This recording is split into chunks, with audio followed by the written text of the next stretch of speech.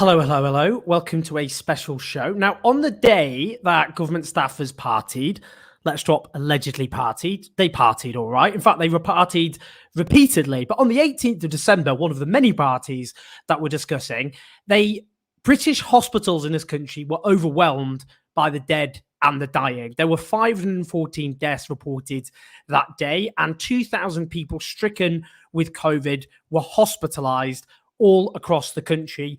None of them with the comfort, of course, of their relatives. Now, many of them would die without their loved ones holding their hands, having only the love and support of our shell-shocked and overwhelmed army of NHS staff and ventilators. Sacrifices made by tens of millions of people, and indeed billions of people across the world, tens of millions of people in this country, the greatest sacrifices anyone has made collectively in this country since Nazi bombs rained on our shores. Now, we've suffered the separation from our loved ones, educations and livelihoods injured. 8 million Britons who live alone have suffered huge amounts of solitude, huge social and economic dislocation. But it's clear, let's be very clear, that multiple parties, I keep saying this because that is important, took place in number 10, while overwhelmingly people did comply. Now, before lockdown was imposed back in March 2020, there was a view that the British public would not comply with the most intrusive and authoritarian measures that have ever been imposed in the history of British civilization. But they did, overwhelmingly. And those who were accused, often, and we'll talk about this, wrongly accused, by the way, of violating lockdown, felt the full weight of the British state come crashing down on their backs. And who would have thought they were disproportionately poor and disproportionately black? Now, it's easy to dismiss all of this as something that just happened that was bad a year ago. But after all, the British government has done far worse things, not least 150,000 people who have died in our greatest peacetime catastrophe in modern times, one of the worst handlings of COVID-19 on the face of the earth.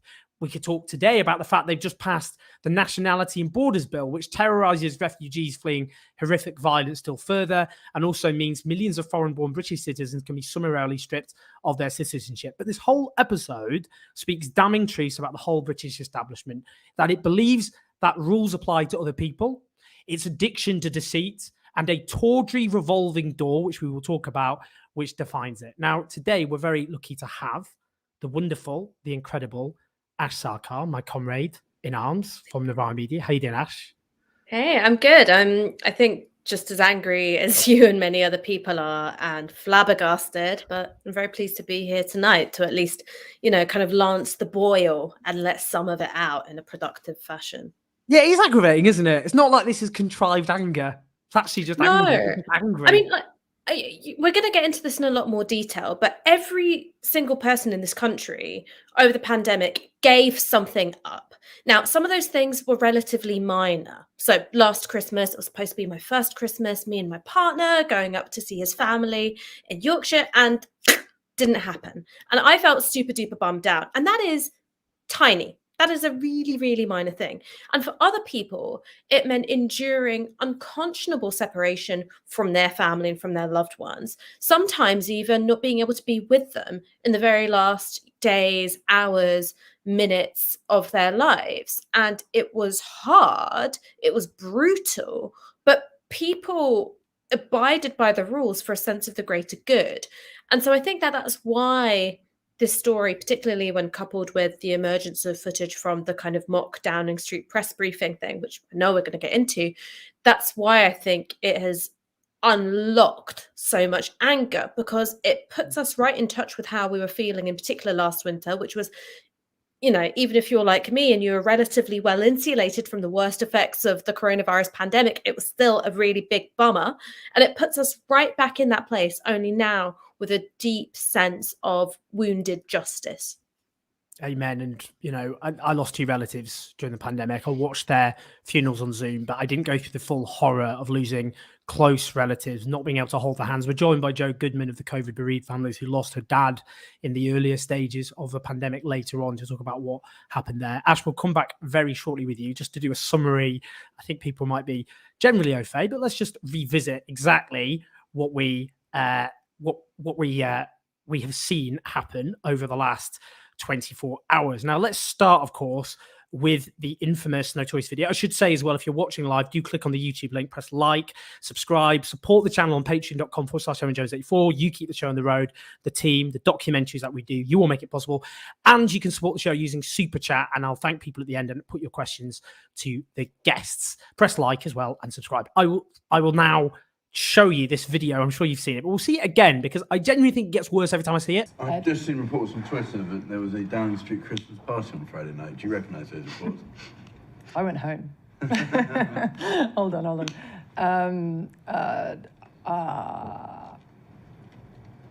Would the Prime Minister condone having a Christmas party?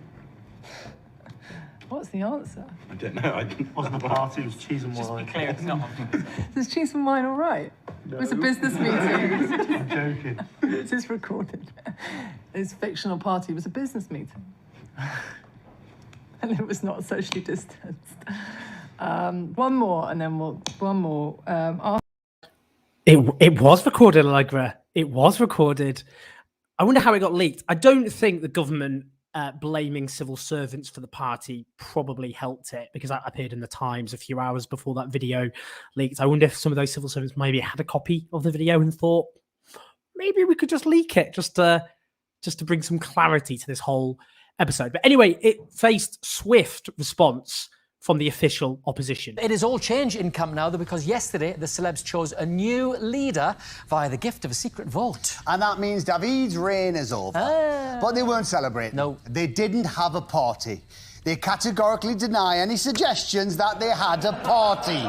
And this fictional party definitely didn't involve cheese and wine or a secret Santa. Evening, Prime Minister. For now. Well, that's known as cut through in the trade. Now, in terms of the government response, initially behind the scenes, by all accounts, it was rocking in the fetal position and screaming, "Ah!" This was what happened. The media round, which government ministers are supposed to do, not least given there's a big booster program expansion, which obviously they're supposed to announce. Sajid Javid was supposed to go on air. This is what happened instead. Now, normally we'd ask a government minister about this. We were told originally that it was going to be the Health Secretary, Sajid Javid, because of course it's the first anniversary of the first vaccine being administered. But now we've been told that sadly no one's actually accepted our invitation. We've not even had a proper RSVP. Never mind. Now, obviously, this led to pretty fiery scenes. It promises questions. We'll talk about this with Ash properly, but this is what Keir Surely, the Prime Minister isn't now going to start pretending that the first he knew about this was last night. Surely. We've all watched the video of the Prime Minister's staff, including his personal spokesperson. They knew there was a party. They knew it was against the rules. They knew they couldn't admit it, and they thought it was funny. It's obvious what happened. Anton Decker ahead of the Prime Minister on this. The Prime Minister has been caught red-handed. Why doesn't he end the investigation right now by just admitting it? Now, there was a slightly fiery response, I have to say. We'll talk about the responses in a second. But this is what Ian Blackford, who's the SNP's Westminster leader, said. We are standing on the cliff edge of yet another challenging moment in this pandemic. Omicron cases are rising at a rapid rate over the coming weeks. Tough decisions will again have to be made to save lives and protect our NHS. Mr. Speaker, trust in leadership is a matter of life and death.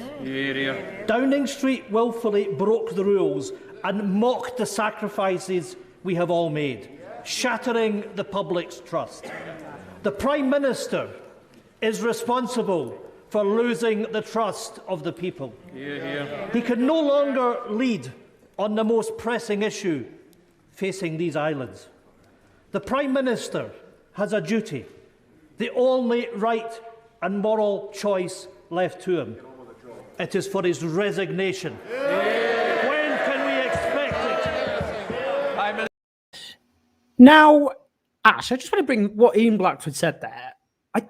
there's something of a point here, isn't there, in a public health emergency such as this, where actually if you don't have trust in what your leaders are asking you to do, and you don't think they're going themselves to abide by the rules that they're enforcing by heavy legal means, that completely undermines public consent and acquiescence, doesn't it? I mean, he is making a point. It is a life or death issue in terms of the implications.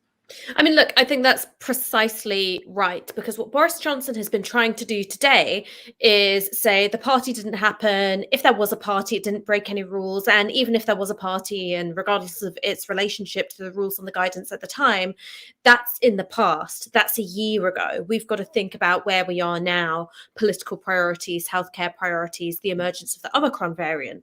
Now, the problem is that if you have your personal spokeswoman laughing, giggling, making jokes about there being a flagrant breach of the rules in your own house, not only does that create, I think, as I've said, this sense of, wounded justice, a sense of deep unfairness and hypocrisy, what that also does is, I think, weaken and corrode that social contract between those who are in power and those who are governed, when it comes to saying, well, I will keep doing everything that I can to minimize the spread of coronavirus, keep myself and my loved ones safe, make those sacrifices, abide by those restrictions, which do impoverish all of our lives. All right. Not socializing does make all of our lives worse in all sorts of ways. Now, this can be, I think, a bit overstated. One of the things that we saw in the run-up to the very first lockdown is that people started taking precautions before the government announced any kind of restrictions. And one of the reasons why that happened is because people are genuinely concerned for each other. They want to look out for each other. But I think that in this context, one of the things that it can do is sort of generally weaken adherence to the rules, which of course has an impact on the rate of transmission. And I think that it also might harden anti-vax and vaccine hesitant sentiment, because this is the other bit of that sense of trust and a social contract between those who are governing us and those who are governed, which is we are putting an awful lot of trust in them. We're putting trust in them to use their powers responsibly. We're putting trust in them to look out for our healthcare. And when it comes to the vaccine, in the view of vaccine hesitant people, now I'm not vaccine hesitant. I went out there and, I was sticking any odd syringe in my arm, hoping it contained Pfizer. But in the view of vaccine hesitant people, they are already deeply untrusting of the authorities. They think, I don't want to take this. How do I know you're really looking out for me? And that trust which is built up is a very delicate and fragile thing indeed. And so to see the government squander it, so recklessly squander that trust when we still have 20% of people who need to get vaccinated, we've got a really frightening variant, much more transmissible on the rise. I think that this is something which could have healthcare implications for the future. So it's not just about past wrongdoing. It's not just about past hypocrisy. It's about our ability to deal with the pandemic in the coming months. So since we've been on air, very good timing, because Boris Johnson has done a press conference moving to Plan B. So, for example, he's just said, as it's clear, Omicron is spreading faster than Delta. We don't know in terms of Omicron the severity of the illness. That's still something that will be discovered in the coming weeks, probably. There's hopeful evidence that it isn't more severe in its health implications than Delta, but if it's as severe, that's a huge problem, because if it's far more infectious and contagious, then you will have more people, obviously, who become severely ill. So we don't know yet, and that's what's being investigated. 568 cases of the variant already found, but obviously that will be a woeful underestimate of the current situation as massive community transmission taking place. So Plan B, which is being announced, from Monday, people must work from home where they can. Clearly, that can't happen with everybody. Legal requirements to wear face masks in public indoor venues, including theatres and cinemas. NHS COVID pass mandatory for entry into nightclubs and venues where large crowds gather. Yeah, I mean, a lot of those is just basic common sense. I'd say if you go to a nightclub, like myself, then you generally you're asked to show your COVID pass. Working from home is the biggie, because actually scientists suggest that's the biggest individual contributor, which can be changed in terms of transmission. I think there were pretty obvious business reasons, they were opposing that, which has been a long-running problem throughout the pandemic. But, I mean, isn't the problem that they've just rushed this forward? Actually, these are, like work from home. They should have done a little while ago. It's not a bad thing in a way. They've rushed it forward in of itself. But actually, a lot of people go, well, you're only doing this as a big old dead cat because everyone's thinking about how you break the rules, and that's going to undermine people's faith in them. But again, you've got to trust that restrictions are being announced for the right reason, which is that there is a new variant, it is more transmissible, and in order for us to save lives, keep each other safe, and also preserve some of the things which we value the most in terms of in-person teaching, a degree of social interaction, these are things we have to do. Again, that requires trust. Now, there is, I think, absolutely no prize being awarded for guessing why Plan B was announced today. And not, say, last week when, you had 300 confirmed cases of Omicron, or even earlier when we knew that there was a degree of community transmission, and it certainly wasn't the case that Omicron was just, hitching a ride on travellers who are coming to this country. This is something which has been sped up so that there's something, big and weighty in the news cycle, which can knock the focus off from this matter of multiple alleged parties at the Downing Street flat, Boris Johnson's own home. So actually, we'll talk about these multiple parties. What, in fact, got a wise tweet earlier, quite an interesting tweet that got my interest. This is from Ash Sarkar. This is of course, a tweet from Dominic Cummings, and he's obviously referring to other parties. Hold on, we're actually hiding what he says. He's asking whether the cabinet secretary will also be asked to investigate the flat party on Friday, the 13th of November, the other flat parties, and the flat bubble policy. And for those listening on the podcast, Ash has a picture of someone pressing a big red button with more violence because obviously he is living his best life, turning on the man he helped install as Prime Minister. We should be very clear, by the way. In terms of let me just show you, because in reference to that, after what Dominic Cummings said about other parties, which you just referred to, Catherine West, Labour MP, made this intervention during Prime Minister's questions. Prime Minister tell the House whether there was a party in Downing Street on the 13th of November. Prime Minister. Mr. Speaker, no, but I'm sure that whatever happened, the guidance was followed and the rules were followed at all times. What do you mean? Sorry, Boris Johnson. Sorry. You said, he was asked a direct question, was there a party? No, but if there was, then all the rules were abided by at all times. There either wasn't a party, there wasn't. No, just on that, because the Cabinet Secretary, Simon Case, who they won't say whether he was at the party that he's investigating, he's only investigating the one party that happened on the 18th of December. But as Dominic Cummings and Catherine West there alluded to, it seems there were other parties. This investigation they're proposing is just a whitewash, isn't it? It's just a complete whitewash. Well, I think we're going to have to go back a few episodes to familiarize your viewers and your listeners with, the entirety of the backstory here. So if you cast your mind back to when Dominic Cummings resigned, which I believe might have even been the 13th of November 2020, but you would have to double check that for me.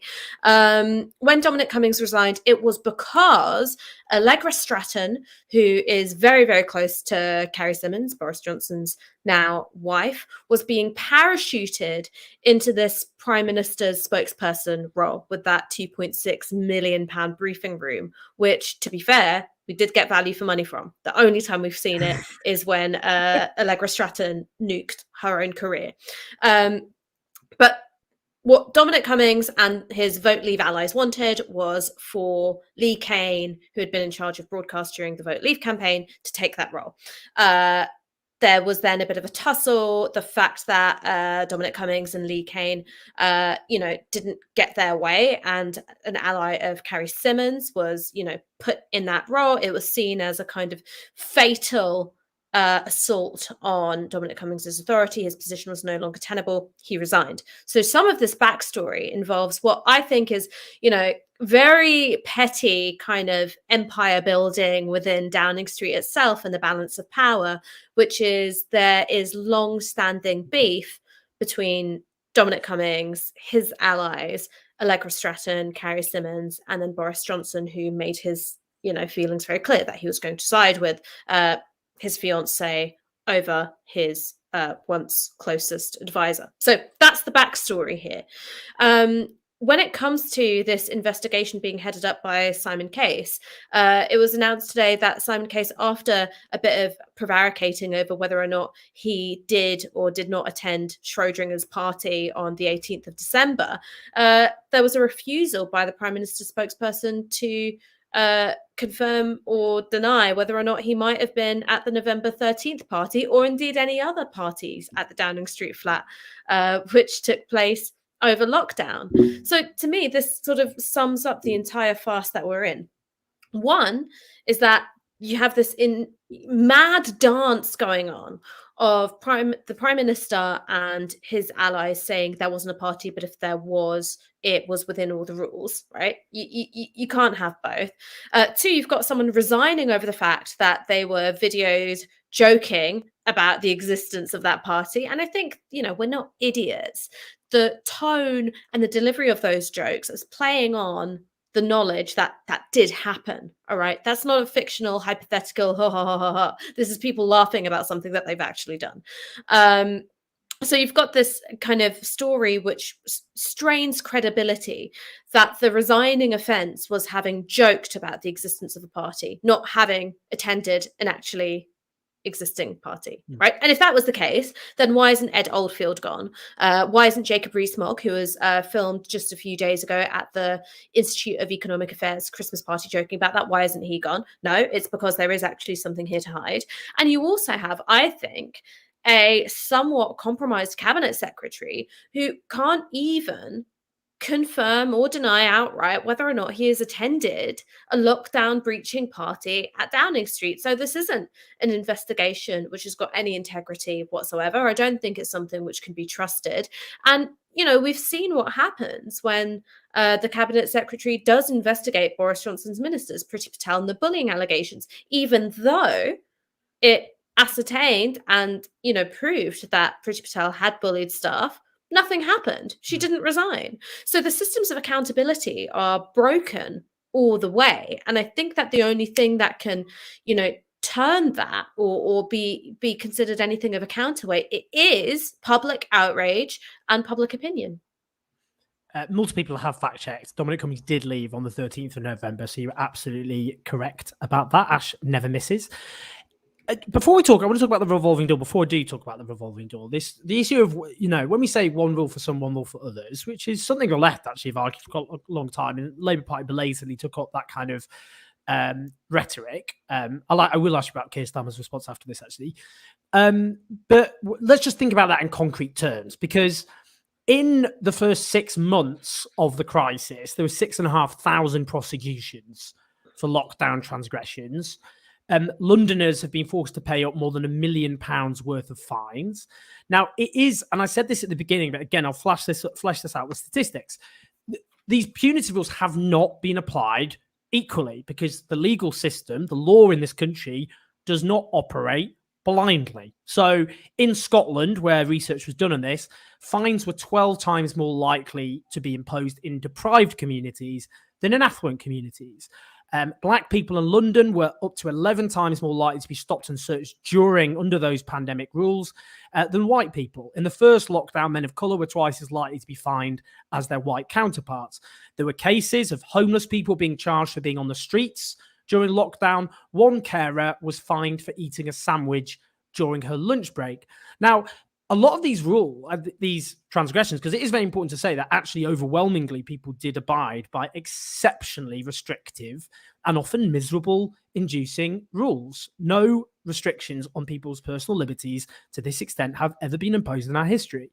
But more than a quarter of those citizens were found to be inappropriately charged with COVID fines.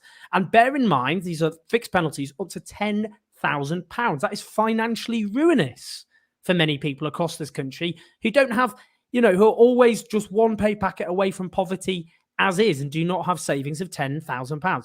So just in terms of that, I mean, that's what this kind of illuminates, doesn't it? It's not just about them taking the piss and having parties. it's just one example of how the law exists to come down like a crashing down. It's the same with drugs, ministers snorting drugs to their heart's content, Parliament awash with cocaine. They think the law on drugs exists to criminalize people who are disproportionately poor and disproportionately black. It's the same thing all over again. But I think one of the important things to recognize here is that, as well as it being part of this centuries-old story, which is that the law exists to police working class people and people of color, and it exists to protect the interests of the establishment. And I think that is something which you see, no matter who's in power, there is also something specific here going on. And that is, I think, the sort of devil's compact between Boris Johnson's government and the Metropolitan Police. Time and again, we have seen these two, I think, institutionally corrupt entities protect one another from scandal and embarrassment. So Cressida Dick being able to stay in her job, even though the Daniel Morgan report did find evidence of institutionalized corruption within the Metropolitan Police. Cressida Dick being able to stay in her job even after her police officers brutalized women at the Sarah Everard vigil. Cressida Dick being able to stay in her job even after it transpired that Wayne Couzens used his warrant card to falsely arrest, kidnap, rape, and murder Sarah Everard. She's been able to maintain that position because she has political protection from Boris Johnson's government, in particular Johnson and Priti Patel. And that is a two-way street. So it means that when you have a pretty flagrant breach of the law, which is Downing Street hosting allegedly multiple parties during lockdown, you've got the Metropolitan Police coming out with frankly bizarre statements of saying, well, we can't investigate crimes which occurred in the past, which means that all of us are left thinking, well, have you been watching too much Minority Report? Have you been investigating future crime all this time? What do you do apart from investigate retrospectively? So I think that there is something specific here about the nature of the relationship between Boris Johnson's government and the Metropolitan Police. These are two corrupt institutions watching each other's back. Now, before going to the revolving door, I am interested in what you think about Labour's response, which was to ask Boris Johnson to apologise. So no demand for resignation. Some people are going, well, it's 5D chess. Get with it, you stupid lefties. What do you think of Labour's response? I think we are stupid lefties, but for different reasons, Owen. So here's what I think. At first, when I saw Keir Starmer going for the apology rather than the resignation, I was like, this is typical Keir Starmer, which is he's presented with an open goal and he hits himself in the head with a croquet mallet. He does not have a killer instinct, I don't think. He's someone who consistently pulls his punches and yet doesn't apply that same sort of strategy when it comes to his own party's left, where, if anything, he is, draconian. I couldn't possibly comment on why that is, though I did read a tweet, which is every time you're puzzled by Keir Starmer, ask yourself, would this make more sense if he was an op? So I just think that's a useful way to think about Keir Starmer. But what I would say is that, I strategically don't understand why you wouldn't ask for a resignation. This is a pretty flagrant breach of, I think, one of the most critical social contracts which has existed between government and the governed in living memory, which is we are going to set these rules which are an extreme curtailment of your freedom, and we will do so out of a sense of the greater good, and we will abide by those rules as well. That for me is a resigning matter. But I think that's something which Michael Walker, who's of course my colleague at Novara Media, host of Tisky Sour, which will be on YouTube at 7:00 on the Novara Media YouTube, he tweeted something today which I thought was fair, which is we can argue all day about whether or not Keir Starmer should have called for a resignation or whether he, was right to ask for an apology. But the facts of the case are so damning that all Labour really needs to do is repeat them. So we can get a bit obsessive about, is Keir Starmer's strategy smart? I don't think it is. But this isn't a situation which I think calls for smart strategy. You just have to keep saying what happened. It is so egregiously unfair and insulting to all of our intelligence that I think that it will still have that cut through. It will still be effective.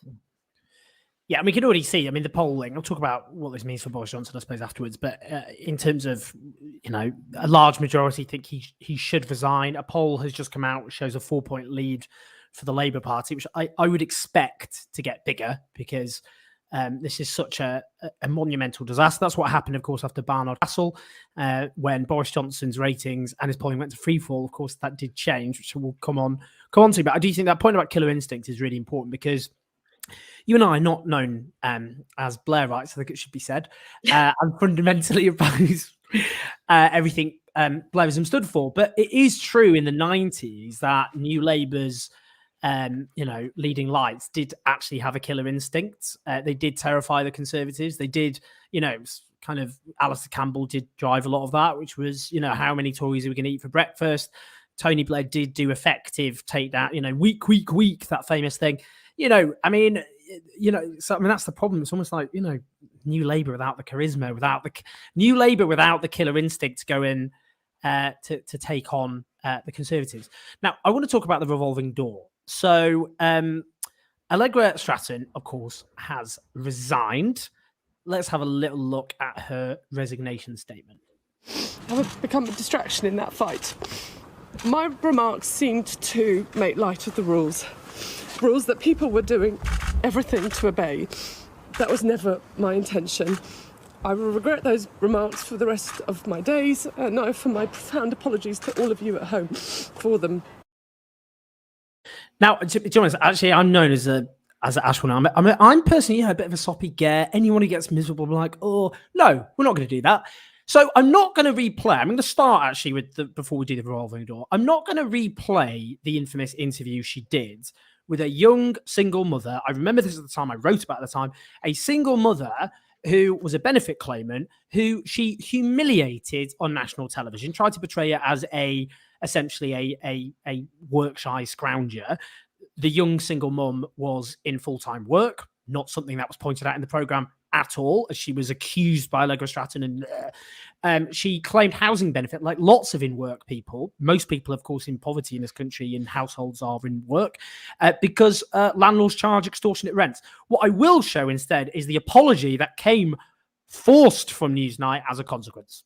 And now for an apology. On the 23rd of May, during an item on welfare reform, we broadcast an interview with Shanine Thorpe that unfairly created the mistaken impression that she was unemployed and wholly dependent on benefits and suggested that she was living off the state as a lifestyle choice. She's asked us to make clear she has been in work or in work-related education since leaving school. Shortly after the programme, we published an apology on our website for the unmerited embarrassment and any distress the item caused her. We're happy to make this broadcast apology as well.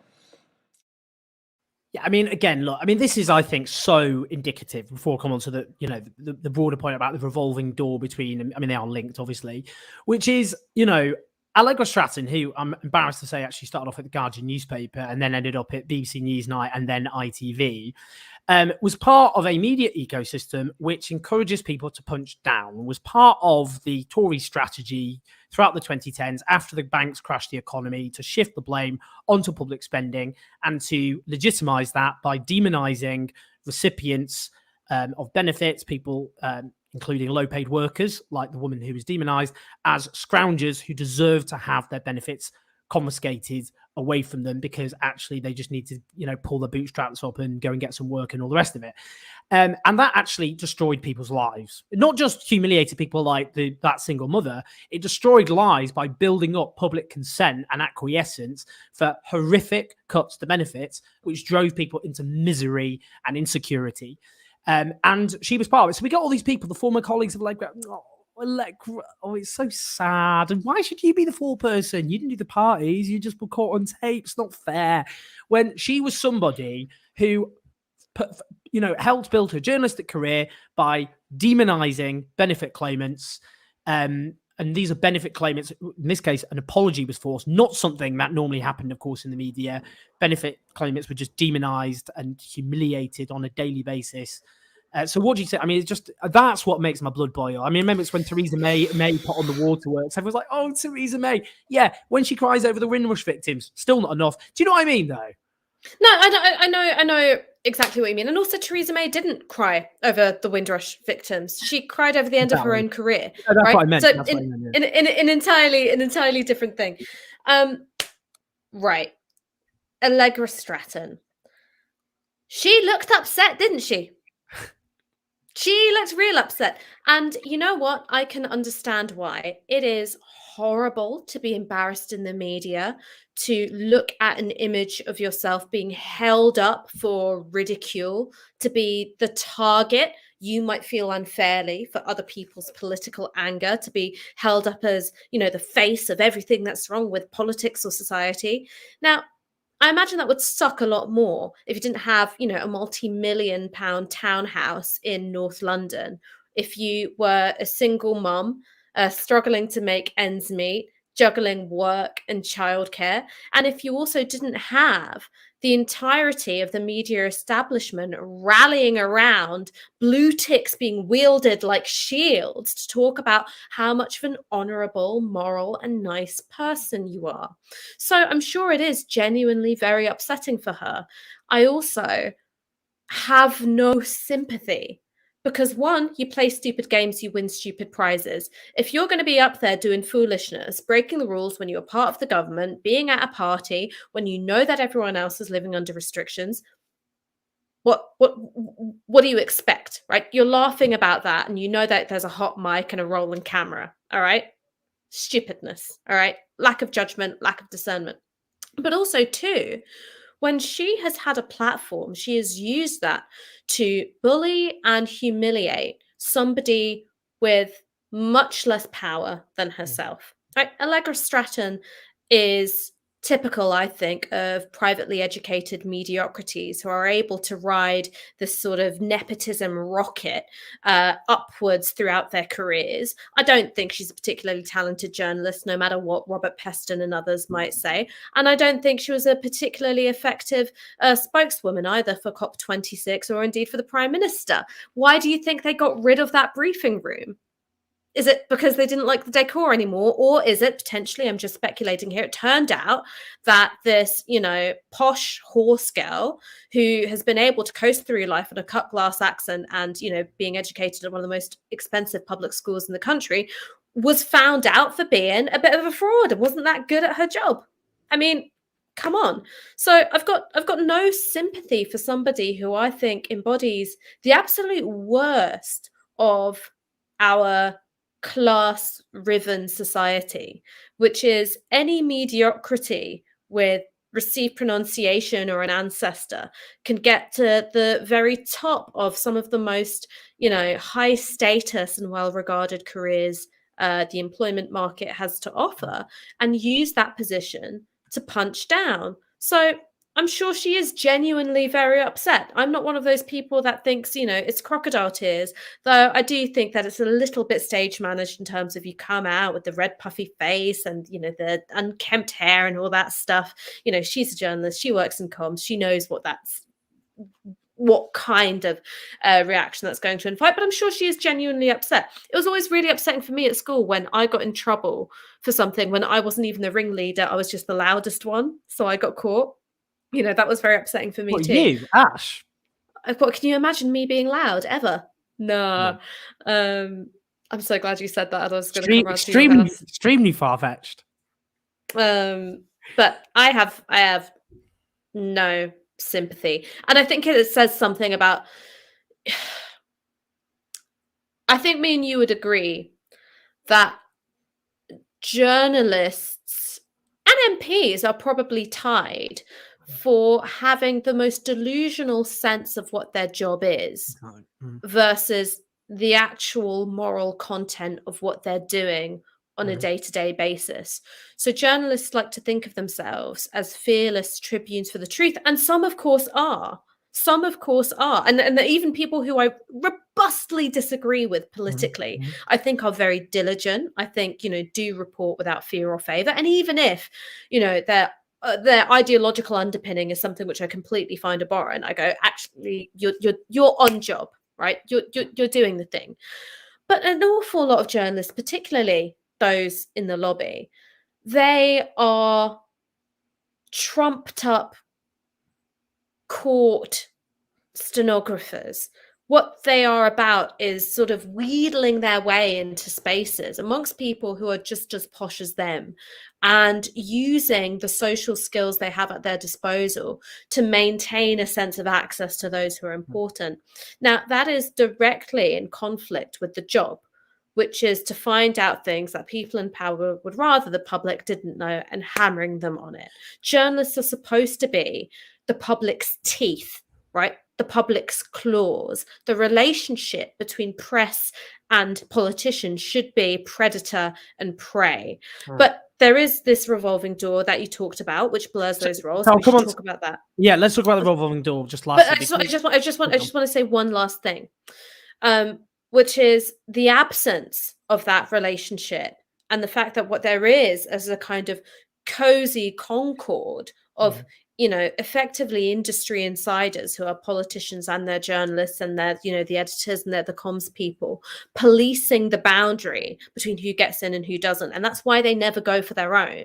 And that's why, even though Allegra Stratton had to resign after a year ago having made these comments, so people saying, oh, she resigned very promptly. No, she resigned promptly when she was caught. Right? She didn't resign promptly after having done the thing. She resigned promptly after she was caught. And the fact that you've got Robert Peston and lots of people talking about how what an honorable woman she is, that is emblematic of the class sickness which put Allegra Stratton in that role in the first place, in my opinion. So just quickly on the revolving door, there was a piece in The Spectator written by Freddie Gray, the deputy editor of The Spectator, the phony war of Allegra Stratton on Allegra Stratton.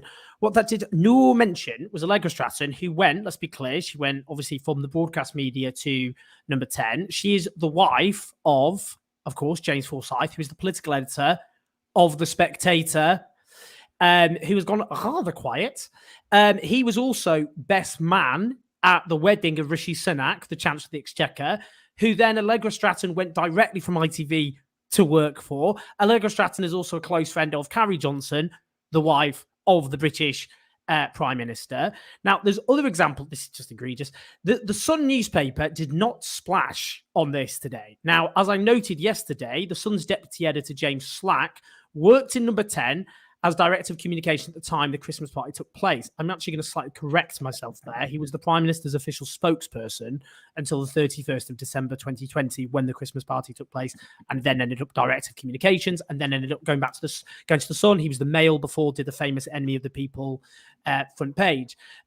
We don't know if he was at the party, of course, but a senior lobby journalist had privately put it to me, the Sun is not covering the story because their deputy editor used to be the Prime Minister's official spokesperson and director of communications. This revolving door, as you said, the media is supposed to be the teeth of the public, the claws, and yet we have this revolving door. It's the same. We had Boris Johnson hired before as Mayor of London, a BBC journalist. George Osborne had a BBC producer, Thea Rogers, as his spin doctor. David Cameron hired, what's his name? Something Oliver. John Oliver. Not John Oliver. That's someone completely different. A former head of BBC News to do to be his spokesperson. Theresa May hired Robbie Gibbs from BBC Westminster to be her spokesperson. There was a massive revolving door between broadcast, not least the BBC, and the government, and this is one example of it. Well, look, and you add to that the fact that you said Rishi Sunak was best man at Allegra Stratton's wedding. That's true. They're also all the way around, isn't it? Or maybe around. Sorry. So yeah, James Forsyth was best man. Yeah, but they're also godparents to each other's children. And that's not the only kind of press politician godparent relationship there is. Allegedly, rumor has it, Alex Wickham, who is responsible for the playbook, which is something which most people read every morning, as godfather to Boris and Carrie's son Wilfred. That's no good. I think that stops you from being able to do your job, and I think that this isn't, the sort of usual thing of people who share a workplace, they meet, they fall in love, they, develop friendships, and, that's cool. I think this tells you something about what life is like and what the social circles of Westminster is like, which is you have a really nauseating level of complicity bolstered through allegiances, friendships, family relationships, sexual relationships, and marriages, which mean that you don't have, I think, that very neat adversarial dividing line between press and politician. And I think that it makes something, almost characteristic and unique about British corruption, which is nobody has to be told or instructed to do the corrupt thing. We've ended up with a corrupt system without anyone having to be given instructions. It's all informally understood what the game is, which is you don't go for your own. You draw these veils of silence around particular scandals. And then when it comes out, or if it comes out, you act just as surprised as anyone else and you scramble for your own survival. Here's one of the things where, I don't feel bad for Allegra Stratton as such, but it's plainly obvious what's happened, which is she's being hung out to dry to protect the jobs of people who are more important than her. I'd be crying too if that happened. I'd also be singing like a canary. I'd be singing like Takeshi 6ix9ine, when he was snitching on the stand. There's no way I'd have, let other people get away with having been at those parties. I'd be naming names, singing like a lark. Ash, it's been a ride. This has been brilliant. I found it very therapeutic, to be honest with you.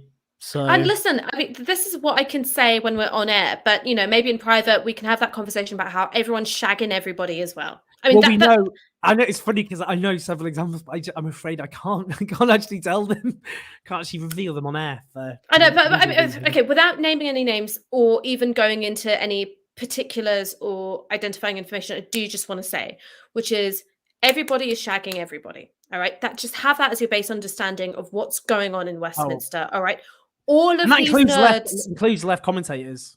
Right, it's not me and you, and not for lack of trying on my part, Owen. But anyone was going to turn me, Ash.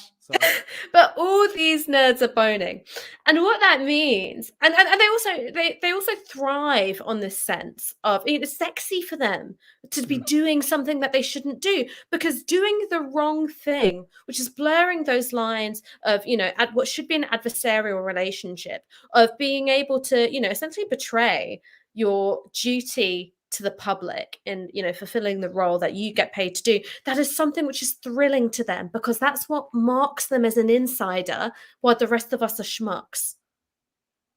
So Ash, I think you've just completely nailed it so comprehensively. I'm not nailing anything else in Westminster, I'll tell you that for free. Wow, we'll see about that. I'm not going to start rumors. That's not the purpose of a left gossip show. Would be great. Someone should do that. But Ash, it's been a massive honor. I can't wait to see you IRL. It's been way too long, so we will do that very soon. But lots and lots of love the Christmas tree. I should have put mine in the background. That was a mistake, because I think I would have won in the Christmas tree stakes. I'm just saying. Lots of love to you and the cat, and I will see you very soon. See you at a cheese and wine business meeting. See you soon. Thank you so much for joining. Oh God, hello. Sorry, this is why I'm not. Let me go. Let me go. Yeah, you're staying.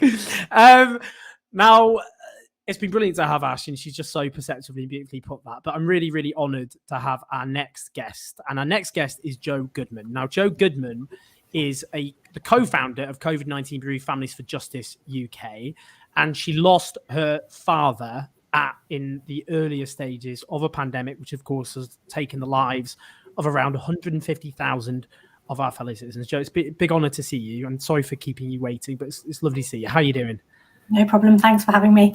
My Christmas tree is also out of shot, but I can confirm it is in the room. I know. I was going to say, we're going to start a conspiracy theory denying people's Christmas trees. So, Jo, just tell me firstly, just tell us about your dad. Tell us about what happened, when it happened, and why you feel actually at the time, you said very eloquently why you thought the government was to blame. Do you know what? 18 months into doing this, I still find the hardest question, tell me about your dad. My dad, I mean, he was just a wonderful person, and I was immensely lucky to be able to call him my dad. He was incredibly warm, incredibly funny, incredibly grumpy. I should say that. He'd be disappointed if I didn't include that. But also the kind of person that people would meet once and remember 20 years later. We had so many people messaging us after he passed away. He was someone who had all of the risk factors for COVID. I've still got a message that I sent him on the 3rd of March 2020 with a screenshot of the risk factors, telling him that I wanted to wrap him up in a giant ball of cotton wool because it just looked like a description of him. So he was 72, he had heart failure previously, he was just in the process of being diagnosed with cancer, mild asthma, diabetes, but in remission because he'd lost a lot of weight. But he was, you know, absolute textbook vulnerable person to COVID. But despite that, he was someone who was still living his life. He was in the process of publishing his first book and still contributing so much to, you know, the world and my world in particular, but a lot of others as well. And he started to shield effectively, I suppose, prior to the first lockdown. But he attended a hospital appointment to receive his cancer diagnosis on the 18th of March.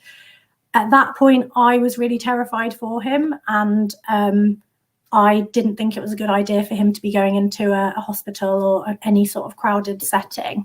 But he wasn't someone you could argue with, and he went. And I think at that point in Norfolk, where he lived, it was one of the last places to have any recorded cases. I think there were meant to be 23 cases in Norfolk, but obviously community testing had stopped. And so I think the level of community transmission had been massively downplayed. But I, with that limited bit of knowledge about the level of transmission, felt that he shouldn't be out and about, and that those, you know, measures should be in place to protect him. But at that point, everything was happening completely normally. And he went to that hospital appointment. He got his cancer diagnosis. He started his chemo the following week, just the first full day of lockdown. And then a few days after that, he became quite unwell and deteriorated very quickly at home, went into hospital, and very quickly was found to have COVID and passed away 2.5 days after we found out he had COVID. And I think my first feeling before, obviously I had a completely overwhelming sense of sadness, and I still do, and I'll carry that with me for the rest of my life.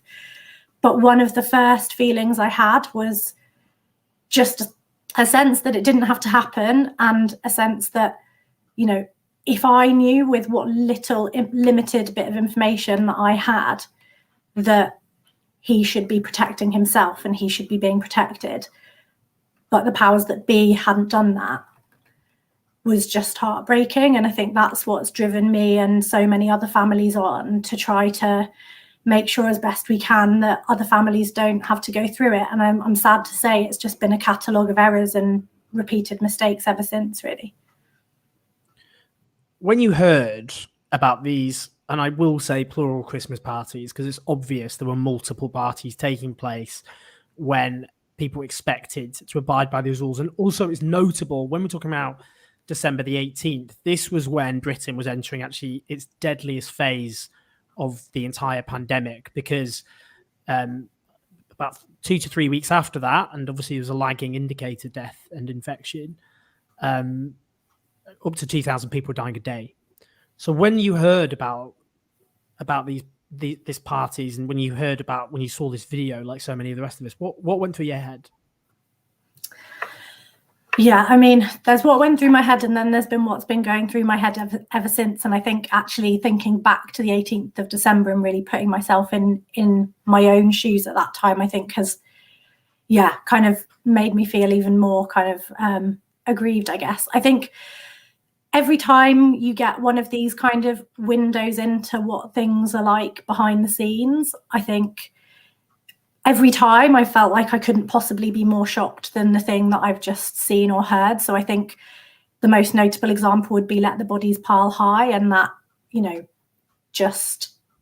was just inconceivable that could have been said by someone in charge of the country. And this, I think it's just that sense that the public face that everyone was expected to kind of take heed of and listen to was just so very different from what was happening in private. And I think it's so clear throughout the pandemic that time after time, opportunities to save lives and take action early and do what's needed to actually protect the public just haven't been taken.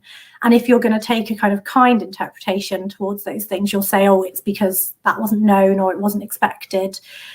But I think to see, particularly at that time, that sort of culture, which is clear, you know, that everyone in the room is sharing in that culture, and that is clearly being set from the top. And it just makes you think, what was going on? What is going on now? You know, here we are once again facing a new variant that is going to bring new challenges. We don't know exactly what challenges yet, but it's just really infuriating. And I'm thinking back to, so I was one of the people who was stuck in London when they announced that London was going into tier 4, and I wasn't able to spend the first Christmas without my dad with my mum and my brother. But I also remember in the days leading up to that announcement, so including the 18th of December, that I started feeling like it would be quite irresponsible of me to go from London out. I started feeling very anxious and thinking, you know, what if I do take something? What if I have, you know, managed to catch it? And just thinking, everyone around me, I think, was in that headspace of, you know, this is really, truly terrifying. And the idea that in government, in Downing Street, that wasn't the way people were feeling, and actually people were seeing restrictions as a kind of thing to laugh about, is just really, really jarring. Just finally, I just want to talk about, you spoke so movingly about your dad and the impact, and this, you know, so many people who've lost relatives across the country. Of course, this will resonate so much, what you're saying with them. And I lost my dad to cancer nearly 4 years ago now, and I can't imagine really what that would have been like in the circumstances that you had to go through. I really can't. I think it's just heartbreaking, to be honest. Tell us about COVID-19 bereaved families in terms of what the demands are going forward, but also how people can support you, because I think that's what lots of people would like to do. Thank you so much. So COVID-19 Bereaved Families for Justice, we're now a group of over 5,000 people who've lost loved ones to COVID-19. So anyone who's watching who has been personally bereaved, you can find our website, which is COVID, let me get this right, COVID Families for Justice UK.com. I might well have got this wrong. You can Google us and hopefully our website will come up. And you can also find our Facebook group if you search for us, which is a private group for family members. And people who want to support us, you can follow us on Twitter. We're COVID Justice UK. We've also got a public Facebook page with the same tag, and we are also running a crowdfunder to support our campaign. So we're really lucky that we've been able to bring in a small number of staff, without whom I don't think we could be, you know, this work is hugely, hugely emotionally draining, and all of us are trying to balance it with our grief and with often full-time jobs and loads of other things going on. And so any support people are able to lend is really, really appreciated. Yeah, I wasn't sure what the website you said was, but just I've got it here. It's covidfamiliesforjustice.org. I think you might have said that. So it's COVID. I did get it wrong. Definitely got it wrong. Oh, did you? Oh, well, we corrected it. It's fine. covidfamiliesforjustice.org. But also, please do follow Joe on Twitter at Joe_Goody, GOODY. I'll be posting the fundraiser later across social media. And I hope people just look up the COVID-19 bereaved families, the COVID bereaved families fundraiser, because it's so important that we support them. Joe, honestly, so moving, so important what you said, so eloquent, and yours are the voices we need to hear right now. But I really appreciate you joining us. I can see in the comments you've had a big emotional impact on people watching and listening.